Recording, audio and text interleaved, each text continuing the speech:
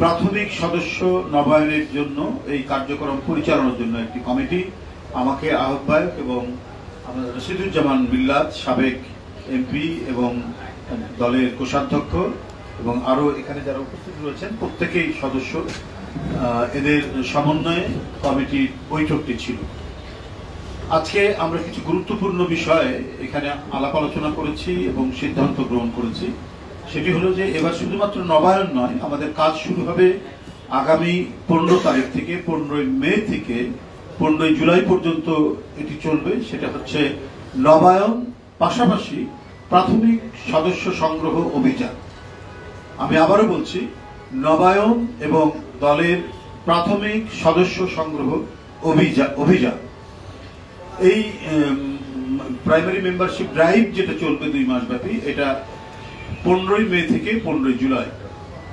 বন্ধুরা আমার, এটিকে বাস্তবায়ন করার জন্য এবং দ্রুত গতিতে দেশব্যাপী আমাদের যে টার্গেট, আমরা টার্গেট করছি প্রায় 1 কোটির অধিক আমরা এবারে প্রাইমারি মেম্বার অর্থাৎ প্রাথমিক সদস্য সংগ্রহ আমরা করব ইনশাল্লাহ।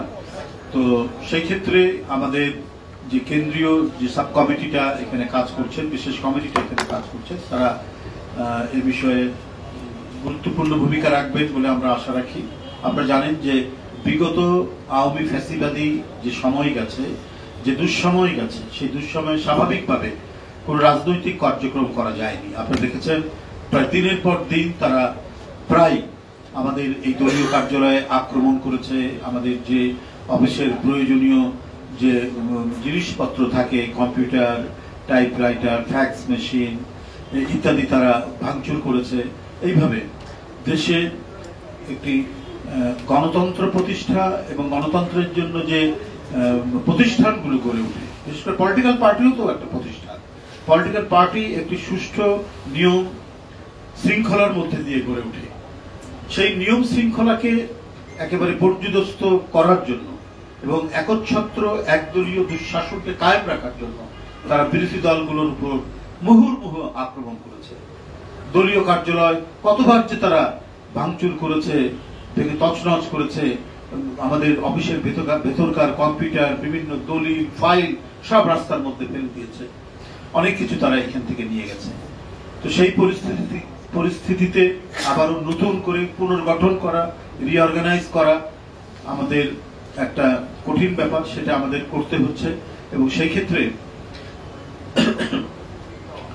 আমাদের দলের এই মুহূর্তে কত লোক আগ্রহী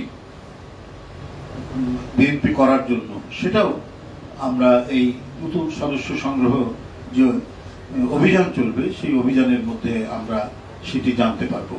আপনারা জানেন যে জাতীয়তাবাদী শক্তির প্রতি মানুষের যে আশা আকাঙ্ক্ষা অত্যন্ত বেশি। তারা জাতীয়তাবাদের পতাকা তলে নিজের একটা ছায়া খুঁজে। স্বৈরাচারী আমলে অনেকেই দলের মেম্বার হওয়ার চেষ্টা করেও ভয় পেত যে আমি মেম্বার হওয়ার পর আমার বাসায় পুলিশ হানা দেয় কিনা, রাত্রে তার বাড়ি রেড করে কিনা, গ্রেফতার করে নিয়ে যায় কিনা, এরকম অনেকেই হয়েছে। আপনার কর্মকর্তা ছিলেন সরকারের অথবা গুরুত্বপূর্ণ কোনো চাকুরিতে তিনি ছিলেন, এই সমস্ত ব্যক্তিরা বা কোনো গভর্নমেন্ট কলেজের প্রিন্সিপাল, তিনি এই দলীয় কার্যালয়ে এসছেন মেম্বার হওয়ার জন্য। তা আমি বলেছি তারপরের দিন আসুন, কিন্তু ভয় আর তা আসতে পারেন। তারপরের দিন হয়তো রাস্তার মধ্যেই গোয়েন্দা সংস্থার তো আপনার গলিতে গলিতে গলিতে গলিতে মাইক্রোবাস নিয়ে অপেক্ষা করছে, ফলো করতে কারা ঢুকছে কারা বেরোচ্ছে। এমনকি আমাদের এই কার্যালয়ের সামনে সব সার্বক্ষণিক সিসি ক্যামেরা দিয়ে দেখছি কে আসতে।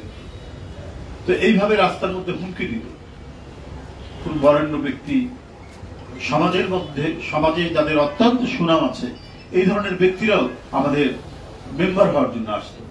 মানে এত প্রতিকূলতার মধ্যেও তারা আসতো, এসে অনেকে মেম্বার হয়েছে, অনেকে ভয় পেয়ে আসতেন না। তো এখন মনে হয় সেই পরিস্থিতিটা নেই। আমরা আশা করি আমাদের যে কমিটি এখানে কাজ করছে তারা দিনরাত কাজ করে আমাদের প্রাথমিক সদস্য সংগ্রহ অভিযানকে সফল করবে। নবায়নের এই যে কাজ সেটাকেও তারা সফল করতে পারবেন। সেই উদ্দেশ্যে আমরা মনে করছি যে বিভিন্ন বিভাগীয় যে শহর, সেখানে আমরা খুব বড় করে জাঁকজমক করে না হলেও আমরা একটা উদ্বোধনী অনুষ্ঠান করার চেষ্টা করব এবং উদ্বোধনী অনুষ্ঠানের মধ্যে দিয়ে সেখানে কাজ শুরু হবে। এক্ষেত্রে আমাদের কেন্দ্রীয় টিম তো সার্বক্ষণিক মনিটর করবে। আমাদের যে বিভাগীয় সাংগঠনিক সম্পাদকদের যে টিম আছে, অর্থাৎ সাংগঠনিক সম্পাদক, সহ সাংগঠনিক সম্পাদক বৃন্দ, তারা এই কর্মসূচিটা সার্বক্ষণিক তত্ত্বাবধান করার জন্য, পর্যবেক্ষণ করার জন্য তারা প্রতিনিয়ত সেখানে কাজ করে যাবে। এই ক্ষেত্রে সমাজের সর্বক্ষেত্রের মানুষ যারা বিএনপিকে পছন্দ করে, যারা বিএনপি মনা, যারা জাতীয়তাবাদী চিন্তা চেতনা লালন করে, তারা আগ্রহী হয়ে এই দলের সদস্য হবেন, এটা আমরা প্রত্যেকেই প্রত্যাশা করি। কারণ এখন শেখ হাসিনার সেই ভয়ঙ্কর দুঃশাসনের ছোবল নেই, সেক্ষেত্রে অনেকেই এগিয়ে আসবে। এই এগিয়ে আসার বিষয়টা আমরা অনেকেই মনে করি এই কর্মসূচিটি আমরা জোরে সোরে আবারও শুরু করতে যাচ্ছি।